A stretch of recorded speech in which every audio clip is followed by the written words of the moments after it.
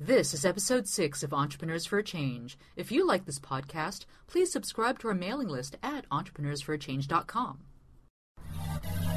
Are you ready to be the change?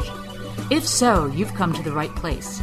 You're about to join a movement of entrepreneurs who are empowering people, saving the planet, and turning their passion into profits while creating the lifestyle of their dreams. If you don't believe us, check out our website at entrepreneursforachange.com. A place where you can be inspired, mentored, and supported by a tribe of change-making entrepreneurs just like you. We are about to talk with Christine Hutchison, the founder and president of 5 Accessories, a business that wholesales fair trade, eco-friendly handcrafts from the developing world. She'll walk us through the step-by-step process of how she launched and grew a triple bottom line business whose mission is to empower and deliver sustainable livelihoods for workers and their communities while bringing to market fair trade, sustainable products. And she'll tell us how you can do the same. She'll share with us practical tips on how you can use social media to tell your ethical business story, promote your products, business partners, and generate more sales. And she'll talk about the biggest mistake that she made when she started her business that cost her thousands of dollars and advice on how you can avoid the same mistake. Hello, beautiful change makers. I want to share with you an author I've been really digging recently, whose ideas I really think can help you transform your business. His name is Wayne Dyer, and I'm currently reading my 3rd Wayne Dyer book, The Power of Intention. For those of you who don't know who Wayne Dyer is, he's a self-help guru and motivational speaker who helps people activate their power of intention to actualize their goals in life and fulfill their destinies. While I can't say I buy into all his ideas, I find a lot of his advice extremely useful for entrepreneurs who are building world-changing businesses that are a reflection of their life purpose. His writing is full of gems that can really help shift internal blockages and self-limiting beliefs, which can be deadly to entrepreneurs who have to self-generate the growth of their businesses. One of the gems I'm working on actualizing is the idea that we are infinite spiritual beings having a temporary human experience. One of the keys to connecting with our infinite nature is to walk on the active side of infinity. If you stick around until the end of the episode, I'll share with you some practices to help you walk on the active side of infinity during the day-to-day of running your world-changing business. Plus, a handy app that will help you manage your productivity when you don't have infinite time to get things done. Now, before diving into the interview, I want to encourage you guys to rate, review, and download Entrepreneurs for a Change on iTunes. This really helps us reach more people with inspiring stories of entrepreneurs who are changing the world. Also, if these stories inspire you to start a world-changing business of your own, head over to our website, entrepreneursforachange.com, and download the Business Changemakers Toolkit to get a jump start today. Now on to the show. Well, thank you so much, Christine, for joining us today. I have to share with you a secret. For a long time, I've always imagined or dreamed about having some kind of e-commerce site that allows me to source sustainably and fair trade crafted handcrafts from all over the world to be able to sell online. So I'm really excited to discover the story of 5 Accessories and how you got that started. So can you tell me a little bit more about your company and how this whole enterprise actually began, from the concept to actually launching, and explain to us what actually makes you a sustainable fair trade social enterprise? Thanks so much for asking. It's a pleasure to be on the show today. 5 Accessories was created and launched a little over 5 years ago. I was at a personal turning point in my life, having spent 14 years in the corporate business world in a financial sales capacity. At that time, I was just married to another like-type A personality individual, and we realized if we wanted to have a balanced life when starting a family, that something had to give. So therefore, I thought it would be an opportunity to put my first career on hold and try my second career as a social business owner. So therefore, that was the kind of reason why I wanted to be and start to be an entrepreneur. We found the product when we were traveling abroad. We were actually on our honeymoon in Bali, Indonesia. At the time, I was buying handbags for my 8 bridesmaids that stood up in our wedding as a thank you gift. When I brought the handbags that were unique, not only because they were made out of bamboo and or other natural products such as coconut shell or wicker, they were also unique because I had met the artisan making the product and kind of had a story to tell about the handbag. When we brought the handbag back to Chicago, it went across like wonders. We sold out of all of the supplies that we carried back with us. And at the time, I knew that I was onto something because of the uniqueness, but most importantly, because of the story that I could tell, that I could share with people behind the product. So those are 2 things that came together to start the company. The third thing was a compelling compassion to start a social enterprise. When we were on our honeymoon, we heard an unbelievable story, and it is this story that is the cornerstone to our company. The story is as follows. It's about a Balinese man who later became our business partner. He told us his life story. When he was a teenager, over 50 years ago, he was befriended by an American couple traveling in Bali. At the time, the American couple sent him $5 a month for many years. The $5 was concealed in a Reader's Digest magazine, and he's established a long-term relationship with McRoberts in southern Texas. This money allowed him to stay in school as a teenager. It supported his family, and he learned education from the magazine that was sent on a monthly basis. But what struck my husband and I so much about this story was the fact that he was telling it with such compassion to total strangers 50 years after it had occurred. So my husband and I looked at each other at the moment and said, we need to do something grand in our life. We need to create something that somehow touches someone else, whereas someone somewhere throughout the world is talking about us 50 years from now. And that's really how 5 Accessories got started. Is I was at a turning point. I found an opportunity to switch careers. I found a product, which was handbags. And then I've had the compassion behind the mission of our company, which is really to help others with just a little bit of change, or $5. So that's how we started. What a beautiful story. So when you first bought your first initial batch of handbags, how many did you bring over back to Chicago, which is where you're from at the time, right? Correct. So you bought them, you went to Chicago, you brought them back to Chicago, and how many did you bring over, and how did you sell them all? Sure.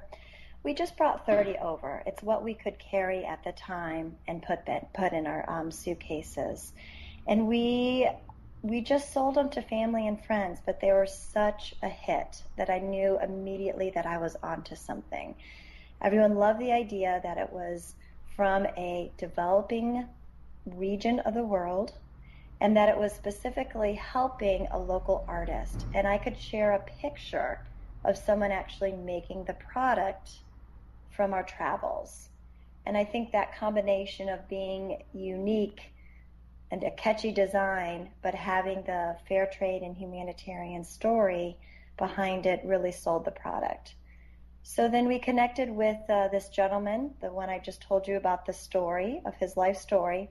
He became our business partner, and we shortly thereafter imported our first batch of handbags from Bali back to Chicago, just in time for the holiday season.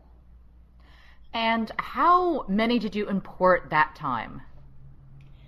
Gosh, we probably imported a couple hundred, and now we import thousands of pounds at a time. It really has grown over the 5 years, and we bring items not just from Bali, but we've actually expanded out and have partnered with organizations in 5 different areas of the world. Bali being one, India being another, Honduras, Cambodia, and then we also started a local income generating program in Chicago to help folks that have been, many of them, formerly homeless. But for future, what's really taking off for us is our partnership with our Cambodia partners. And we've been with them for over 4 years, and it's their products that we've really been able to place in over 150 retail outlets. Our company is designed to be primarily a wholesaler.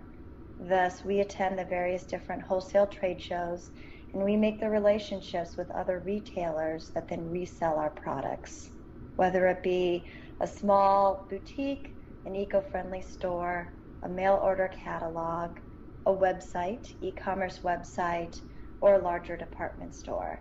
And now we're getting into the business of private labeling as well, and that is really taking off for us. So from what started from just a bring back 30 handbags in your suitcase has really grown into a bona fide, profitable, yet sustainable business. I love it. I love how you guys have expanded, and I love how you guys work with different regions of the world. Was it difficult for you to make that initial leap from selling to family and friends to actually, becoming professional and selling to businesses? Did you have any idea how to do that from the beginning? Like when you received your several hundred handbags for the holiday season, was it just you calling up local stores in Chicago and saying, hey, I've got this product, would you like to see it? Well, one thing we did initially was create an e-commerce site, and it looked wonderful. However, I learned something. You just don't put up an e-commerce site and clients come. The web is extremely crowded, and you do have to spend a lot of time and effort promoting your website and getting clients to go to your website. So then I learned, well, with a handbag, people really want to touch and to feel. So then we started doing various different shows, whether it be more retail type shows and or wholesale type shows, where the retail client and or the store owner could actually come and view, physically touch, and then either walk away with a handbag or place a larger store order. But I did also, from the very beginning, you start with the boutiques. I walked around and I physically would walk right into a boutique, and then I learned to set appointments, create a nice line sheet, wholesale line sheet, and put more form and function to the whole process. Ironically, timing was probably not on my side to start a retail company. We took root, and then the economy started to go sour. And about half of our, at the time, 80 clients, about 2.5 years ago, when retail really struggled, about half of our clients went out of business. So that, in a sense, made me start over again, and then also focus on trying to reach out to just larger clients that didn't have, that weren't going out of business at the time. And so we've really tried to partner with, whether it be mainstream, more larger retailers and corporations who are demanding fair trade products like what we have to offer. Can you give us some examples of who those large retailers are? I mean, it's great to know that there are more mainstream companies that are willing to actually, consider carrying sustainable and fair trade products. So it's great to know who those guys are. Sure. Well, if you look on our website at 5accessories.com, we do have a store listing, and we do list out the various different companies and stores that carry our products, that resell our products. So not to date this transcript right here, I just want to refer everyone to the website to look at our current list of stores offering. But what I'm noticing is about 2 to 3 years ago, the feedback from whether it be department stores or larger stores like a Walmart or a Target or even their feedback was, what is fair trade? They were not at that time familiar with the term. About 2 to 3 years ago, when we started connecting with larger retailers, the feedback I received was many of the buyers did not know what the term fair trade and or sustainability really meant. But I feel like education has caught up, and buyers are now starting to demand those things in their products. We were recently at the New York International Gift Fair, and many larger buyers are starting to go by the global handmade section and or look for the fair trade certified companies to know that and to try to promote those types of goods. So it is encouraging to other entrepreneurs that are looking to start a business that the times are changing and doors are opening for like type products, particularly even the larger retailers such as Walmart. They have a diversity initiative, and Target has a diversity initiative going on that they're looking to fill with fair trade and or woman business owner products. And the department stores are doing that as well. So particularly if you have a hang tag that tells your story, and your hang tag can specifically relate back to the artisan that is making the product and or how the product was made, that's definitely going to help in this marketplace. So how did you expand to other regions? Sure. I initially had the dream of traveling the world, working with local artisans, and then ultimately selling their handicrafts, making the market in the United States.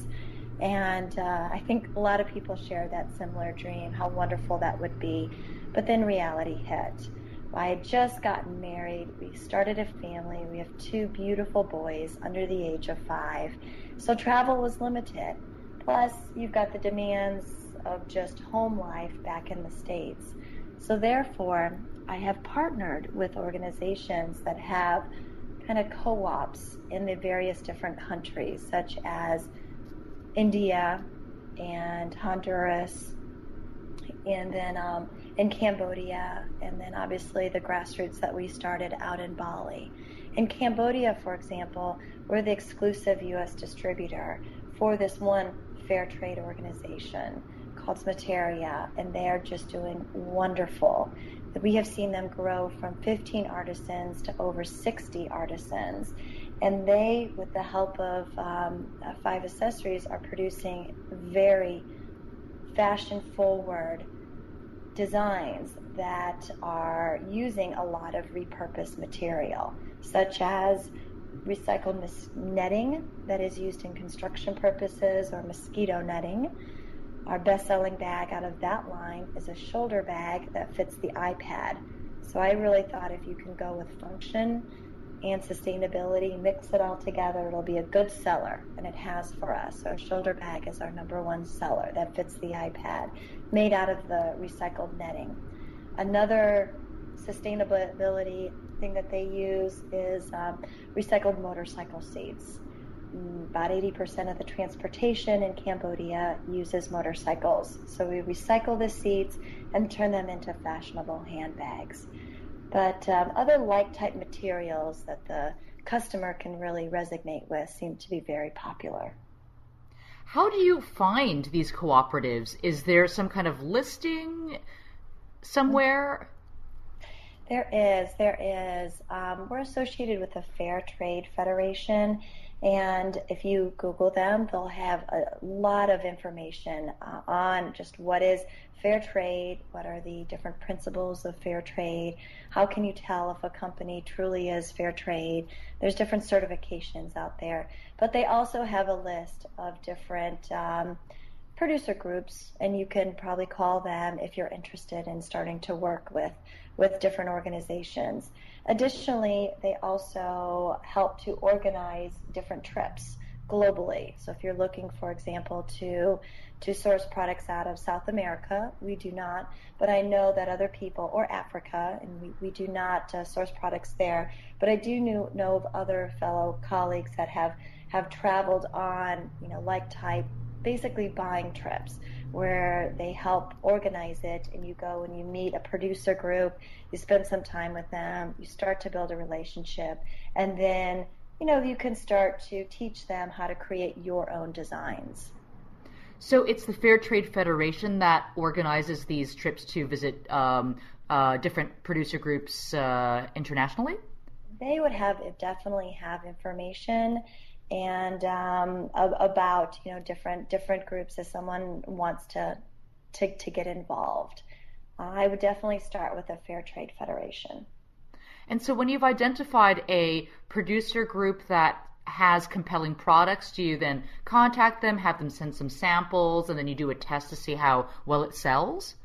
Well, let me first back up. It depends how you want to structure your business as an entrepreneur. In retail, you could really take two different routes. Number one, you could be a wholesaler, meaning that you're directly importing the goods specifically from the source. And that's what we do. We import bags from Bali. We import bags through Cambodia. And we clear these items through customs. We stock them in our warehouse. And then we sell to other retailers. So that's one line of business. So if you want to be on the wholesale side, then yes, you need to find these specific relationships globally with these fair trade kind of co-op organizations.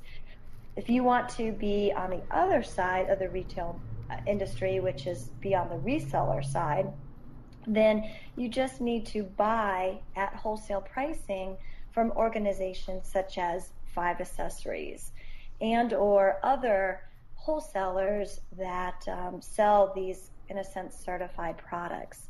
And you can also find that information on the Fair Trade Federation website of other wholesale groups.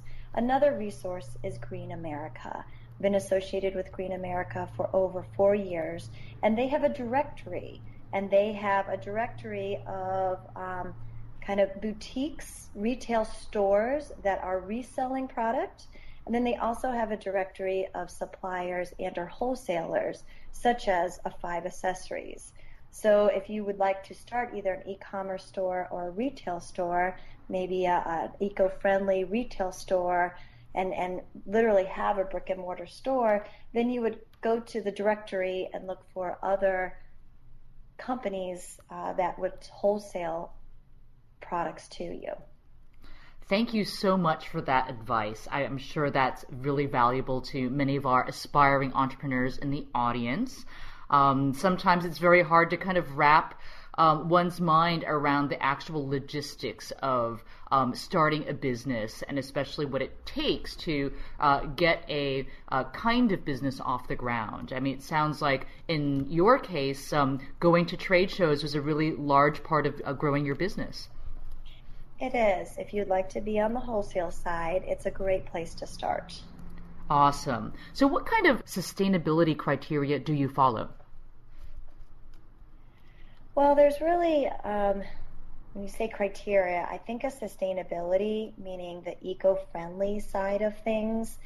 And then there's also the second criteria, the fair trade and the humanitarian side. And I would love to talk about both of them with you if you ask the question about criteria.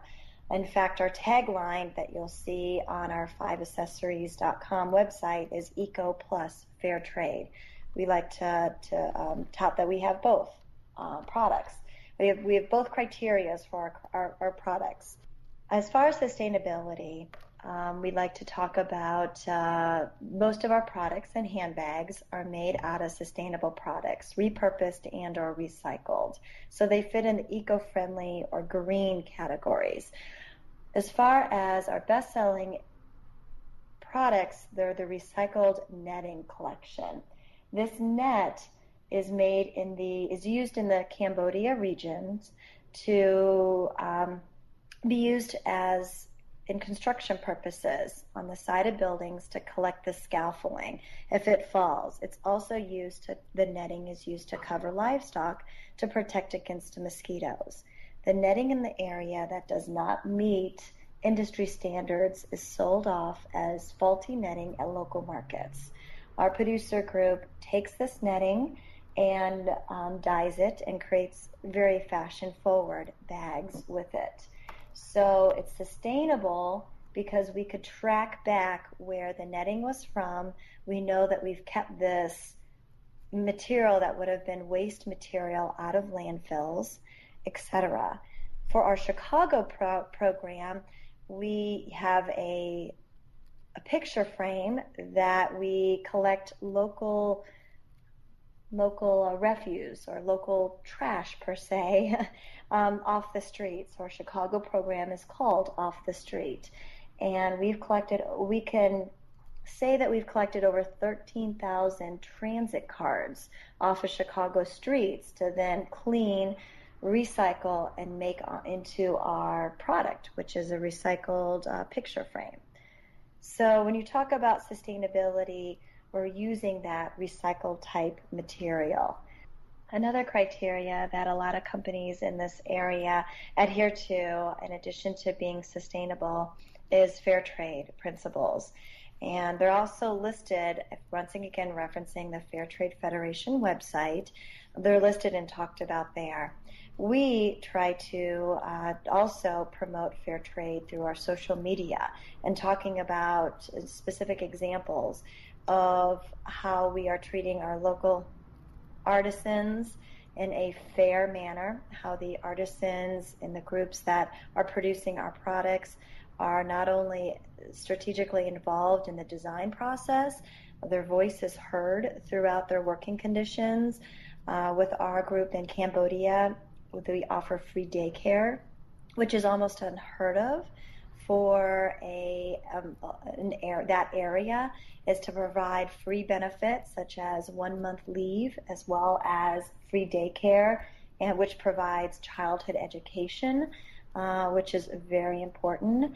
Another principle is to make sure the artisans are paid in a fair manner and that they're getting fair wages relative to the area that they're worked. So all of these items kind of make up a fair trade company. And Five Accessories, if you go to our website, once again, fiveaccessories.com, we have a specific tabs dedicated to what is fair trade and how we are adhering to these principles of fair trade. We also try to promote stories and our specific things on our Facebook account, through Twitter, as well as our blog. So that is how we tell the story of fair trade and specifically how it relates to our artisan groups. There are different certifications that if you're looking to start a socially conscious business, you might want to look into sooner rather than later. The first is the Fair Trade Federation and being a member of that.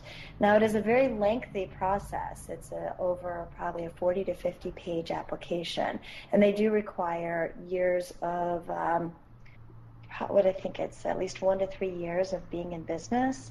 So, but it is definitely a certification that a lot of individuals are, whether it be buyers, know in the industry. Another certification is Green America. We've been a member for close to 4 or 5 years, and they also have a directory listing. So we're also a member of Chicago Fair Trade and actively involved in that group. We're also a member of the Business Alliance, Social Business Alliance group, and they have periodic meetings. So another just great way to share with others that you are promoting a social enterprise. So you mentioned you do a lot of social media marketing. How is that working for you? I hear a lot of small businesses find that it's just not worth their time and effort, and it makes me wonder whether they're doing it correctly. Sure. Well, we have an active Facebook account, we have an active Twitter account, and then we periodically blog.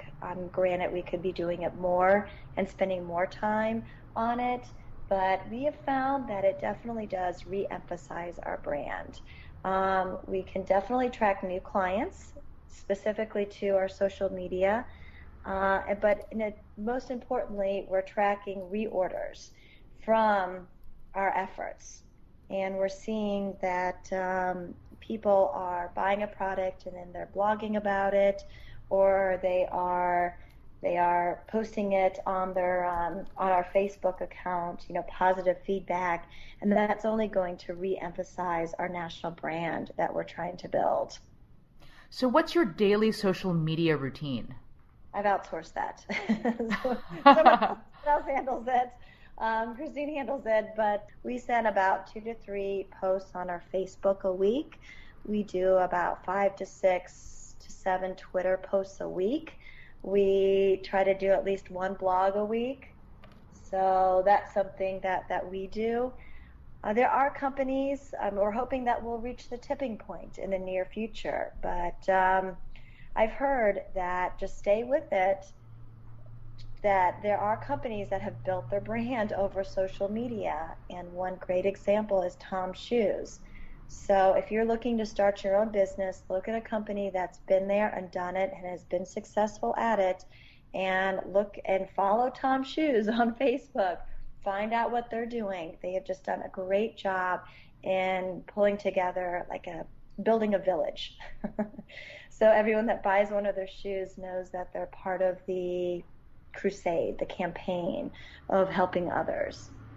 So what do you think it is that differentiates companies that are using social media successfully and other companies that are really struggling to, figure out how to make it worth their time?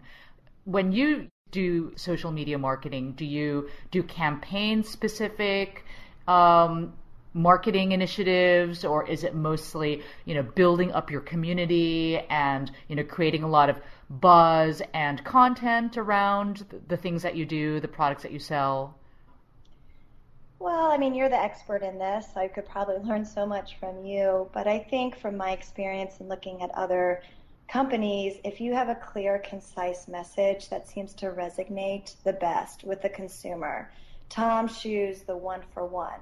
We're about to start a new campaign that for every bag that is purchased, something will happen, and meaning that we're going to actually donate a book for childhood literacy and childhood education, because that is our philanthropic mission behind the company, is once again going back to from my very first beginning, the story that we heard of the Balinese man, that the $5 a month that he received from an American tourist for many years allowed him to stay in school. And we just think that childhood education is so important. So for every bag purchased, we're going to start a campaign where a book is donated to children in developing countries. And we're going to start with Cambodia, because that's where we're getting a lot of the traction, given that our partners have just built this phenomenal daycare school that they offer as a free benefit to the artisans' children that come to the center. So getting back to your question, what works? I think clear, concise messages and or campaigns, something that people can really get behind. The 1-for-1, buy a shoe and 1 pair of shoe is donated. It's very simple. I think a lot of small businesses are considering outsourcing as a solution because, it's challenging for small business owners who really want to focus on their business and, driving sales, selling more product, or, providing services to their clients. They don't want to get pulled into the nitty-gritty of internet marketing, social media marketing, or SEO, for example. When it comes to social media outsourcing, do you have any tips on finding the right person to handle your social media activities? Well, when you're a small business, you're always considered and conscientious of a good value. So if you're just starting out, sometimes it's financially not feasible to go with some of the larger companies that offer social media. And some of the things you could actually figure out yourself, and or have someone do it at $10 an hour. For example, we've built up our website and we have well over 100 backlinks into our website, and that all helps are social media and SEO exposure. And that's just something that we've been able to build up with whether it be interns and or just figuring stuff out on the web in a very cost-effective manner. Once you're big enough, then you might want to engage a larger company. But some companies, I do know, charge upwards up to a couple thousand a month. So it really depends on your budget and making sure that you do get that value and having that clear message. College interns are a great starting point. If you have a specific, clear, concise game plan, all social media needs is the army behind it to actually do the work. Social media is not, to me, social media is not complicated. Social media is not a rocket science. It just takes time and effort to actually input stuff.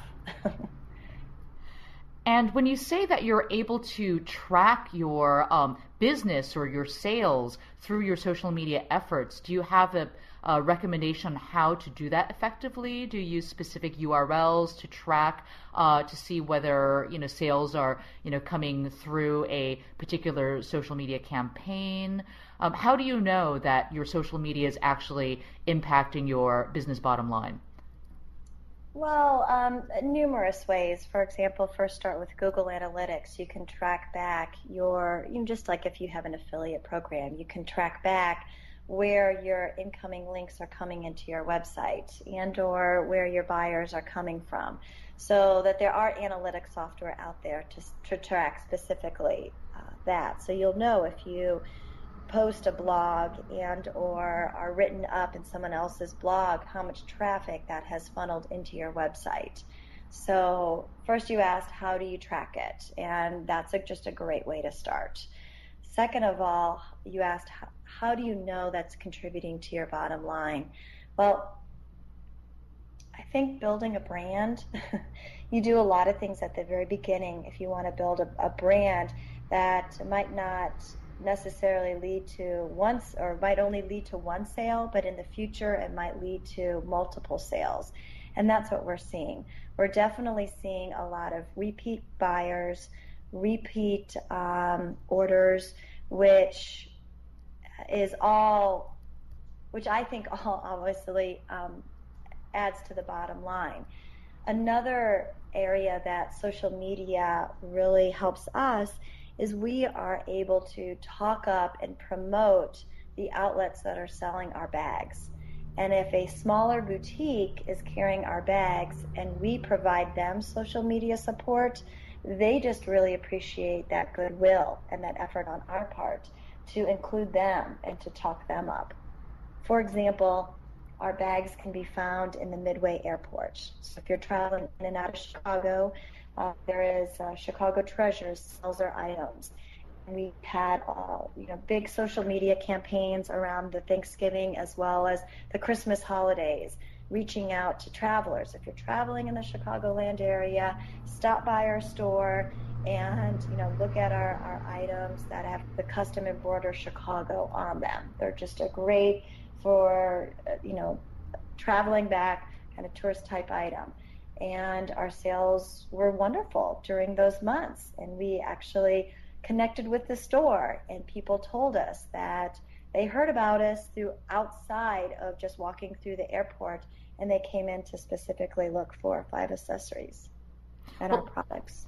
Great. Well, thank you so much for sharing with us these really, concrete, practical examples of how small businesses can use social media not only to promote their products, but to promote their partners, and actually adds to creating a thriving community online.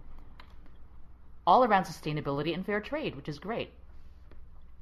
So what is your biggest challenge as a small socially responsible business?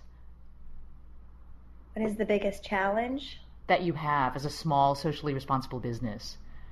Well, first of all, just making it a sustainable and or profitable business. Otherwise, it's a charity.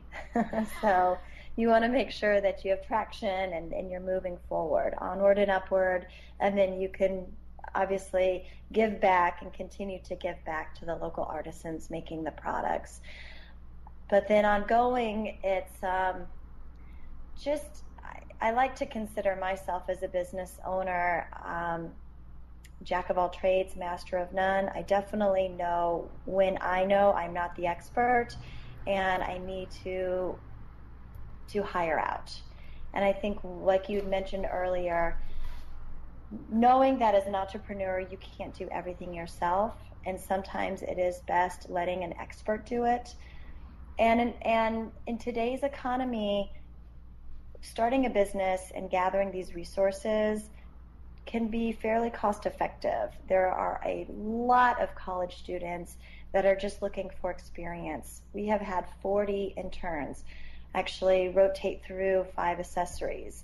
And not only have I enjoyed the mentoring side of that and mentoring the young students, but they have definitely added a great vision as well as market feedback to our products and the scope of our company. And they've helped with social media, they've helped with marketing line sheets, things like that. They've physically helped man and set up a table where we're selling our products. But I know that there are specific websites and or resources out there that if you have a project that you want to delegate, you can have individuals bid on it, and whether it be creating a line sheet or creating a marketing piece. And so you can really get good and cost-effective work in today's economy. It sounds like if you are hiring interns and mentoring them, then there is a certain aspect of having to learn how to do that particular task yourself first in order to then be able to teach someone else to do it. Did you have to spend a lot of time self-educating yourself in online marketing in your entrepreneurial journey? I did. At the beginning of starting a business, you probably always feel like you're taking an advanced MBA class. So I feel like I got my MBA while starting 5 accessories, but just in a practical use sense. So I did research. I attended various different conferences, seminars. A lot of them were free. I tapped into resources offered here through Chicago, through the National Association of Women Business Owners, through the Women's Business, like a small business SBA, or through the Women's Business WBEC locally in town, and through our Chamber of Commerce. There's a lot of different resources and or programs that were available.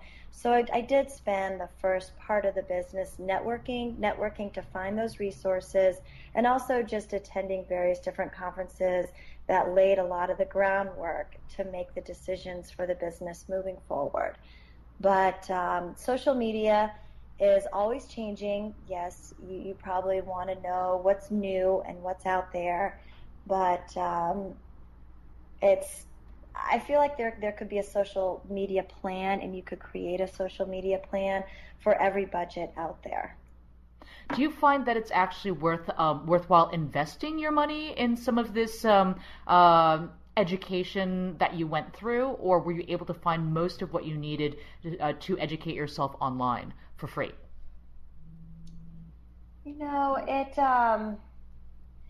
It depends how you learn, and it also depends what your time constraints are. I enjoy physically going to a class, meeting other individuals, hearing about it in person. So I did attend a lot of classes, other individuals, and or I had a lot of support groups, and or I'm involved in a lot of networking organizations with other business owners that we're able to supply different resources back and forth to each other.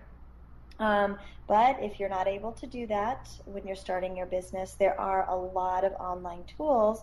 For example, the Green Business Marketing Your Series provides a lot of know-how for that individual that can learn through, has the time to just be able to log on and learn about it. So are there any mistakes that you have made along the way during your entrepreneurial journey that you would advise other entrepreneurs to do differently? Well, I think failure is step number one to starting a business. You have to fail once or you haven't succeeded. And of course, I've made a lot of mistakes. I feel like we've had to refine and retune the business due to the economy. And the economy has been very challenging over the last 5 years to have started a retail industry. I would say not only half the boutiques have gone out of business that we sell to, but a good third of other like type organizations like myself, just business owners, have folded. But we're still standing. So because I've been able to retweak, reassess, I wake up every single morning and I think through how I can make it better. So I'm not afraid to make mistakes. I'm not afraid to fail. And I've done a lot of them. So let me share 2 of them with you. And I wouldn't call it a mistake, just learning experience. We spent way too much on our website at the beginning of our business. I had the misconception that when you build a great website with great graphics, the client will just come. And I should have saved some of that money and probably spent it in other areas of the business. You need a website. Your website's your landing page, but you probably do not need one that is as dynamic as a Crate and Barrel, an established business that's been around that updates it on a daily basis. So start basic, as well as I just Googled an internet company to create our website, and we completely had to trash it and start over again. And I wish I had taken the time to research what other business owners had used for their website and looked at a successful website, found out who made and who was their website developer, and gone with those contacts ahead and initially. So that was my first mistake. Can I ask you, when you mentioned you spent way too much on your website, can you give a range of what way too much actually ends up being in a dollar figure? Sure. Well, 5 years ago, we spent about $3,000 to $4,000 on our website, and we completely walked away from it. So that was money and about 2 months of time just down. And then we went with a kind of startup company, individuals based in India, and then we had to go through their learning curve.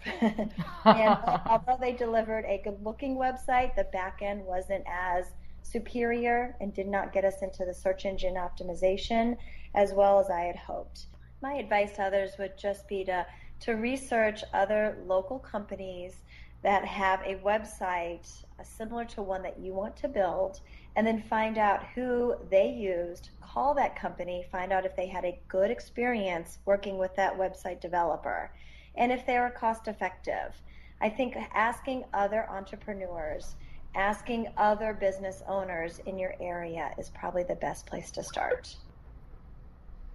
Okay. Well, thank you so much for sharing this really valuable advice. I really appreciate it. Is there anything you'd like to leave our readers with or share in terms of what you're working on right now, or any exciting new product lines that you might have? Well, the one thing I would like to lead is that we're growing, and we're growing really fast. We're actually actively looking for a business partner. So if there's an entrepreneur out there that potentially wants to join our team, give us a call. We'd love to talk with someone that has years of experience or a ton of enthusiasm. Fabulous. We would like to offer a discount code to any of the listeners. Today, the coded in our website will be a discount code of GBESS20 for anyone to receive 20% off your total order at 5accessories.com. So I hope you check out our collection made from our netting, recycled netting, as well as recycled motorcycle seats, as well as our natural products from Bali and our recycled picture frames made locally in Chicago. We make great gifts, as well as seasonal gifts, as well as other graduation gifts, and we appreciate your support at 5accessories.com. Thank you so much, Christine. I've checked out your website. You've got fabulous handbags, so a 20% discount, I'm sure, will go down really well with our readers. And I want to thank you again for your time and sharing with us your entrepreneurial story. It is really inspiring, and I wish you all the best of luck with your business. All right, thank you so much.